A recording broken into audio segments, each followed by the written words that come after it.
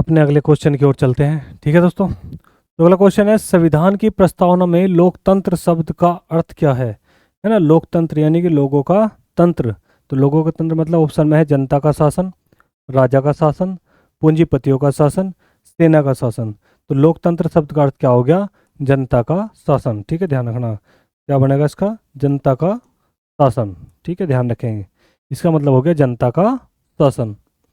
अगला पॉइंट है, भारतीय संविधान में कितने अनुच्छेद है? यदि मैं बात करूं वर्तमान की बात करें, यदि अब जा वर्तमान में भारतीय संविधान में कितने अनुच्छेद है, वर्तमान की यदि बात करें तो कितने हैं? 448, 395, 370 और 450। तो कितने हैं? ध्यान रखना 448 वर्तमान में है।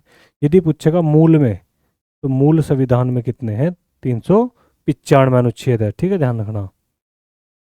भारत के राष्ट्रपति का कार्यकाल कितने वर्षों का होता है? ये आपको पता ही है। तो कितने वर्षों का होता है? 5 वर्ष, 4 वर्ष, 6 वर्ष या 7 वर्ष? तो कितना? 5 वर्ष। लेकिन पहले भी हटाया जा सकता है ना। पहले भी हटाया जा सकता है। पहले भी हटाया जा सकता है। आर्टिकल किसके द्वारा? आर्टिकल 61 के द्वारा, जिसे हम क्या बोलते हैं? महाभियोग। ये आपसे क्वेश्चन पूछा जाए कि महाभियोग की प्रक्रिया किस पर चलाई जाती है? तो किस पर? राष्ट्रपति पर चलाई जाती है। ठीक है, ध्यान रखना। अगला है, भारतीय संविधान की 8वीं सूची में कितनी भाषाएं हैं? है ना, 8वीं सूची में भारतीय जो संविधान है उसकी में कितनी भाषाएं हैं? तो आपको पता ही है। तो कितनी भाषाएं हैं? तो 22 भाषाएं हैं। ठीक है, ध्यान रखेंगे इसका। मूल संविधान में कितनी थी? तो मूल संविधान में कितनी थी? 14 थी। गांधी इरविन समझौता कब हुआ था? गांधी इरविन समझौता कब हुआ था? तो 1931 में, 1930 में, 1942 में या 1947 में? ठीक है, ध्यान रखना। तो कब हुआ था भाई? 1931 में गांधी इरविन समझौता हुआ था। ठीक है, जिसमें क्या है, गांधी जी ने क्या की थी? 11 सूत्रीय मांग की थी।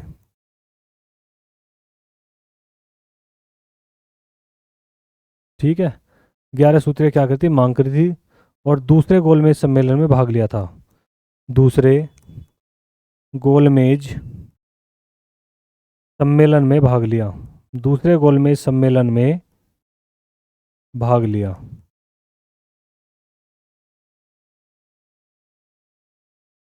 गोलमेज सम्मेलन कहाँ होते थे सारे के सारे? ये सब के सब कहाँ पर भाई? लंदन में। ठीक है, लंदन के टंगस्टन हॉल में। ठीक है, ध्यान रखना। भारत की पहली महिला मुख्यमंत्री कौन थी? तो भारत की पहली महिला सुचेता कृपलानी, इंदिरा गांधी, सरोजिनी नायडू, प्रतिभा पाटिल। ठीक है, ये प्रतिभा पाटिल क्या है? राष्ट्रपति। सरोजिनी नायडू राज्यपाल। इंदिरा गांधी क्या है? प्रधानमंत्री। तो बची क्या अपनी? सुचेता कृपलानी, जो क्या है? मुख्यमंत्री के रूप में पहली महिला थी। नेक्स्ट क्वेश्चन है भाई, वेदों की संख्या कितनी है? तो वेदों की संख्या कितनी है? 4, 3, 6, 5। ठीक है, ध्यान रखना। तो वेदों की संख्या कितनी है? 4। ध्यान रखना कितनी है? 4। और यदि वेदांग पूछे गए तो वेदांगों की संख्या कितनी है? 6। ठीक है, ध्यान रखना। वेदांग कितने हैं? 6। ठीक है, उपनिषदों की संख्या पूछ ली गई आपसे।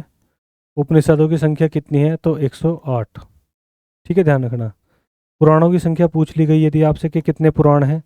तो पुराण है कितने? 18। ठीक है, तो ये सब चीज़ें ध्यान रखें। वेद आपको पता ही लग गया कि वेद कितने हैं? 4। उपवेद भी कितने हैं? 4। वेदांग कितने हैं? 6। उपनिषद कितने हैं? 108। पुराण कितने हैं? 18।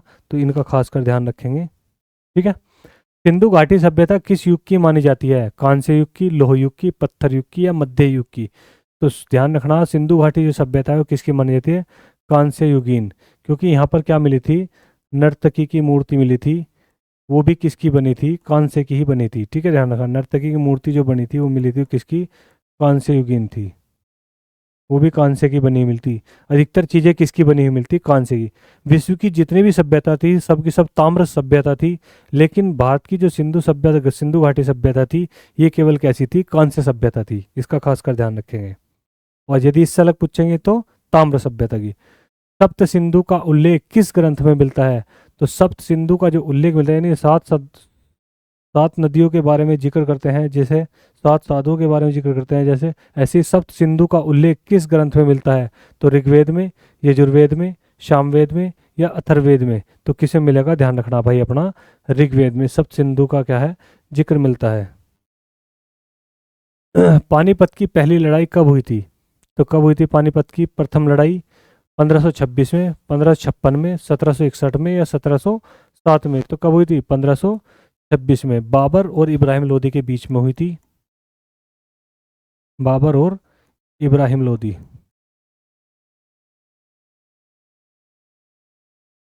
ठीक है, जिसमें इसकी क्या हो गई थी? मृत्यु हो गई थी, यानी मार दिया गया था। ठीक है, ध्यान रखना। बाबर इसमें क्या हुआ था? विजय हुआ था। सुबह 4 बजे लगभग ये चला था और 2-2.5 घंटे में ही पूरा का पूरा क्या हो गया था? समाप्त हो गई थी पानीपत की जो पहली लड़ाई थी। ठीक है, ध्यान रखें। अगर देखें पानीपत की तीसरी लड़ाई किसके बीच हुई थी? तो मराठे और अहमद शाह अब्दाली के बीच, बाबर और इब्राहिम लोदी के बीच, अकबर और हेमू के बीच, अंग्रेज और मराठों के बीच। ठीक है, ध्यान रखना। तो किसके बीच है? पानीपत की तीसरी लड़ाई किसके बीच थी? मराठे और अहमद शाह अब्दाली के बीच में हुई थी। बाबर इब्राहिम लोदी के बीच में कौन सी हुई थी? पहली। अकबर और हेमू के बीच में कौन सी हुई थी? दूसरी। ठीक है, ध्यान रखना। और तीसरी जो हुई थी मराठे और अहमद शाह अब्दाली के बीच में हुई थी। दिल्ली सल्तनत की स्थापना किसने की थी? तो दिल्ली सल्तनत की स्थापना या गुलाम वंश की स्थापना किसने की थी? दिल्ली सल्तनत का जो पहला वंश था, ध्यान रखना, पहला वंश यानी कि जहाँ से शुरुआत हुई थी, तो वंश था वो कौन सा? गुलाम वंश। ठीक है, ध्यान रखना। दिल्ली सल्तनत का पहला वंश कौन सा था? गुलाम वंश। तो दिल्ली सल्तनत की स्थापना किसने की थी? कुतुबुद्दीन ऐबक ने, इल्तुतमिश ने, बलबन ने या फिर खिलजी ने? तो किसने करी थी? कुतुबुद्दीन ऐबक ने इसकी क्या कर दी थी? शुरुआत कर दी थी। अगला क्वेश्चन है, अकबर का जन्म कहाँ पर हुआ था? तो अमरकोट में, आगरा में, दिल्ली में या फिर लाहौर में? तो अकबर का जो जन्म हुआ था वो कहाँ हुआ था? अमरकोट में, राणा वीर साल के महल में। ठीक है, अमरकोट में हुई थी। कहाँ पर? राणा वीर साल के महल में हुआ था। राणा वीर साल के महल में इनका क्या हुआ था भाई? जन्म हुआ था। भारत छोड़ो आंदोलन कब हुआ था? तो 1942 में, 1947 में, 1930 में, 1920 में? तो भारत छोड़ो जो आंदोलन हुआ था वो कब हुआ था? 1942 में। ठीक है, ध्यान रखना। भारत छोड़ो आंदोलन, इसी में ही एक नारा दिया गया था। भारत छोड़ो आंदोलन में ही नारा था, करो या मरो। किसने दिया था? तो किसने दिया था? गांधी जी ने। ये भाई ध्यान रखेंगे इसका। दांडी मार्च किस वर्ष हुआ था? तो दांडी मार्च यानी कि दांडी मार्च यात्रा जो हुई थी वो कब हुई थी? तो ऑप्शन में 1930, 1942, 1920, 1919। तो कब हुई थी दांडी मार्च? तो वो हुई थी कब? 1930 को। ठीक है, ध्यान रखना। नमक कानून तोड़ा था। अशोक किस वंश का शासक था? मौर्य, गुप्त, नंद या शक? तो अशोक कौन से वंश का शासक था? तो कौन सा था भाई? मौर्य वंश का। ठीक है, ध्यान रखना। किसका लड़का था अशोक? किसका लड़का था? तो किसका? बिंदुसार का। किसका था? बिंदुसार का लड़का था। बिंदुसार किसका था? तो किसका? चंद्रगुप्त मौर्य का। अगला देखेंगे, ताजमहल का निर्माण किसने कराया था? ताजमहल का निर्माण आप सभी को पता है किसने कराया था? शाहजहां ने। पिछली वीडियो का क्वेश्चन है। अगला क्वेश्चन, कुतुब मीनार का निर्माण किसने कराया था? तो कुतुब मीनार जो बनवाई थी वो किसने बनवाई थी? कुतुबुद्दीन ऐबक ने, इल्तुतमिश ने, अलाउद्दीन खिलजी ने, फिरोज शाह तुगलक ने? तो वो किसने बनाई थी? कुतुबुद्दीन ऐबक ने। ठीक है, ध्यान रखना। कुतुब मीनार का कार्य पूर्ण किसने कराया था? ठीक है, तो वो कराया था किसने? इल्तुतमिश ने।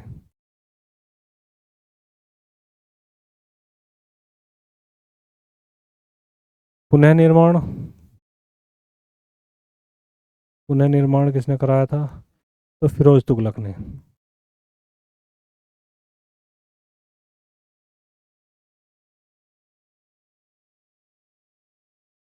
ठीक है, ध्यान रखना। अगला क्वेश्चन देखेंगे। अगला क्वेश्चन है, गीता का उपदेश किसने दिया था? तो श्री कृष्ण ने, राम ने, विष्णु ने या फिर अर्जुन ने? तो गीता का उपदेश किसने दिया? श्री कृष्ण ने। कहाँ पर? महाभारत में। कहाँ पर दिया था भाई? महाभारत में। तो महाभारत का युद्ध जो कितना दिन चला था? तो 18 दिन चला था, है ना? ध्यान रखें कितने दिन चला था? 18 दिन। सबसे बड़ा सर्ग सातवां। हड़प्पा किस नदी के किनारे बसा था? हड़प्पा तो रावी नदी, सिंधु नदी, सरस्वती नदी या फिर गंगा नदी? तो हड़प्पा किस नदी के किनारे बसा था? तो किस नदी के? रावी नदी है। ठीक है। हड़प्पा सभ्यता की खोज किसने की थी? हड़प्पा की जो खोज की थी वो किसने की थी? तो उसका नाम था दयाराम साहनी। क्या नाम था भाई? दयाराम साहनी ने इसकी क्या कर दी थी? खोज कर दी थी हड़प्पा सभ्यता की। ठीक है।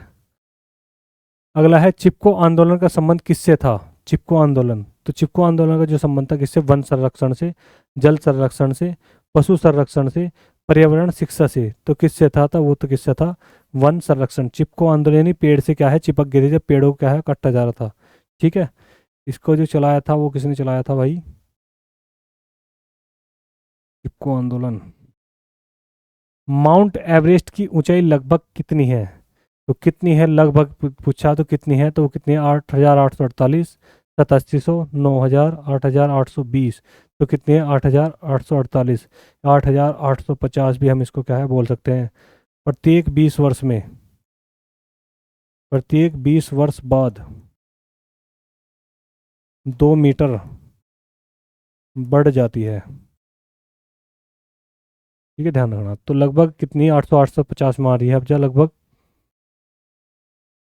तिब्बत की छत किसे कहा जाता है ना, पामीर के पठार को, डेक्कन के पठार को, मिडिल पठार को, या हिमालय को कहा जाता है।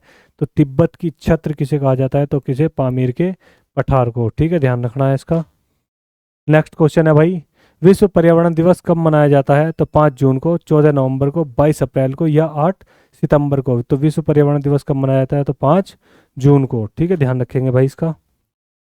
भारत का सबसे बड़ा राज्य क्षेत्रफल के अनुसार कौन सा है, जिसका क्षेत्रफल सबसे ज़्यादा है, तो कौन सा है, राजस्थान, मध्य प्रदेश, उत्तर प्रदेश, या महाराष्ट्र। तो कहाँ पर है वो, कौन सा है, ध्यान रखना भाई अपना, राजस्थान, जिसका क्षेत्रफल सबसे ज़्यादा है। भारत की सबसे लंबी नदी कौन सी है, आपको पता ही लग गया, तो कौन सी है वो, गंगा। मैंने आपको पिछली वीडियो में बताया था, यानी कि अपोहा की दृष्टि से,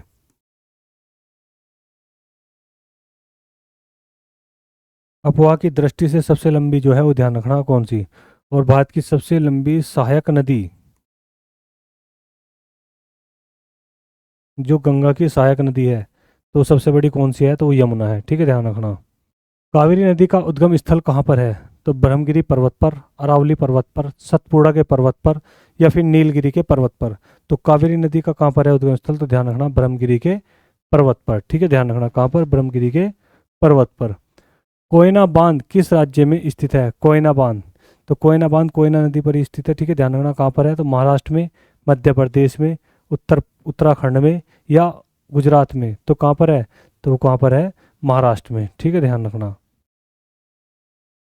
भाभा परमाणु अनुसंधान केंद्र कहाँ पर स्थित है, तो भाभा अनुसंधान केंद्र कहाँ पर है, पुणे में पड़ेगा। पुणे कहाँ पड़ा, महाराष्ट्र, महाराष्ट्र मतलब मुंबई। ठीक है, ध्यान रखना कहाँ पर, मुंबई में भाभा परमाणु अनुसंधान केंद्र।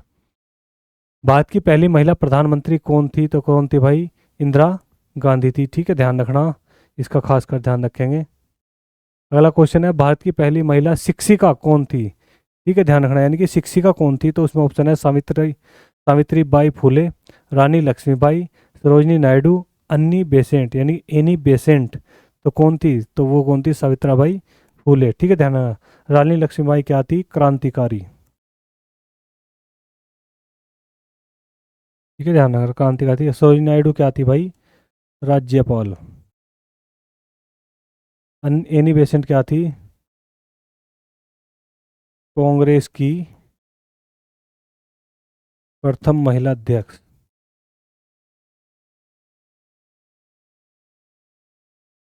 कांग्रेस की प्रथम महिला भारतीय अध्यक्ष की बात करेंगे तो प्रथम महिला अध्यक्ष बनेगी सरोजनी नायडू, यदि भारतीय की पूछेंगे तो। राष्ट्रीय युवा दिवस कब मनाया जाता है, तो 12 जनवरी, 14 नवंबर, 5 सितंबर, या 26 जनवरी को। तो युवा दिवस कब मनाया जाता है, तो 12 जनवरी को क्या है उसको मनाया जाता है। ठीक है। सुभाष चंद्र बोस ने आज़ाद हिंद फौज की स्थापना कहाँ की थी, तो आज़ाद हिंद फौज की स्थापना जो हुई थी कहाँ पर हुई थी, सिंगापुर में, बर्मा में, बर्लिन में, या फिर भारत में। तो कहाँ पर हुई थी, सुभाष चंद्र बोस ने आज़ाद हिंद जो फौज बनाई थी वो कहाँ पर बनाई थी, सिंगापुर में। ठीक है, ध्यान रखना। बर्मा के रास्ते से तो क्या है वो भारत आई थी, म्यांमार को होते हुए। जय जवान जय किसान का नारा किसने दिया था, तो किसने दिया था, लाल बहादुर शास्त्री ने, पंडित जवाहरलाल नेहरू ने, महात्मा गांधी ने, या इंदिरा गांधी ने। तो किसने दिया था, तो लाल बहादुर शास्त्री ने क्या है, जय जवान जय किसान का नारा दिया था। ठीक है, ध्यान रखना। एक इसमें ऑप्शन और भी है, एक नया नारा है अब जा, जय जवान जय किसान जय विज्ञान। ये जो नारा दिया था ये किसने दिया था, तो ये दिया था, ध्यान रखना भाई, अटल बिहारी वाजपेयी ने। ऐसे क्वेश्चनों का खासकर ध्यान रखें। ठीक है। अगला क्वेश्चन, जलियांवाला बाग हत्याकांड कब हुआ था, तो वो कब हुआ था भाई, 13 अप्रैल को हुआ था, है ना, 13 अप्रैल 1919 को हुआ था, ये आपको सभी को पता होना चाहिए। जलियांवाला बाग हत्याकांड जो हुआ था, गोली का आदेश जो दिया था वो किसने दिया था? गोली का जो आदेश दिया था तो वो किसने दिया था? वो था जनरल डायर ने, है ना। किसने दिया था? जनरल डायर ने। इसको जो सूचना दी थी कि वहाँ पर क्या है, सभा चल रही है, तो वो दी थी हंसराज ने, एक भारतीय था हंसराज, उसने इसको क्या दी थी? सूचना दी थी। तो राष्ट्रपिता महात्मा गांधी की हत्या कब हुई थी? तो कब हुई थी, जिसे अहिंसा दिवस के रूप में मनाया जाता है? तो 30 जनवरी 1948 को, 15 अगस्त 1947 को, 26 जनवरी 1950 को, या 2 अक्टूबर 1948 को? तो वो हुआ था कब? 30 जनवरी 1948 को। किसने था? नाथूराम गोडसे।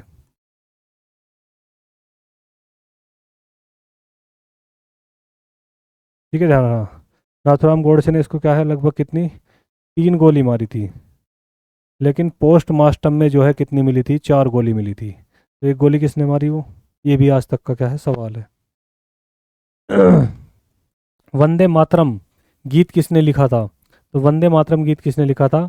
वो किसने लिखा था? बंकिम चंद्र चटर्जी ने। कौन सी पुस्तक में? अपनी आनंद मठ में। आनंद मठ में अपना लिखा था। ठीक है, ध्यान रखेंगे भाई इसका। अगला क्वेश्चन है, जनगणना कितने कितने वर्षों में होती है? जनगणना यानी कि कितने वर्ष के अंतराल पर होती है? तो 10 वर्ष के, 5 वर्ष के, 15 वर्ष के, या फिर 12 वर्ष के? तो जनगणना जो होती है कितने वर्ष के अंतराल पर होती है? तो 10 वर्ष के। जनगणना की आयु की गणना, आयु की गणना 1 जनवरी से होती है। ठीक है, ध्यान रखना। कब से मानी जाती है? 1 जनवरी से। ठीक है। और वयस्क जो माना जाता है, कितना माना जाता है वयस्क? तो वो है 18 वर्ष, है ना। बालिक यानी कि बालिक की जो उम्र मानी गई है वो कितनी मानी गई है? 18 वर्ष। अगला क्वेश्चन है, अंतर्राष्ट्रीय योग दिवस कब मनाया जाता है? तो अंतर्राष्ट्रीय योग दिवस कब मनाया? 21 जून को, 5 जून को, 2 अक्टूबर को, या फिर 15 अगस्त को? तो कब मनाया जाता है? 21 जून को। ठीक है, ध्यान रखना। कितना कब मनाया जाता है? 21 जून को। ये छोटे क्वेश्चन है, लेकिन आप इनको भी क्या है, लगातार तैयार करते हुए चलेंगे। ठीक है दोस्तों, ये भी आपकी तैयारी के लिए बहुत ज़्यादा बेहतर है। ऐसा ना हो कि आप इन क्वेश्चनों को भूल जाए, तो ऐसे क्वेश्चनों का भी आप खासकर ध्यान रखते हुए चलेंगे। ठीक है दोस्तों।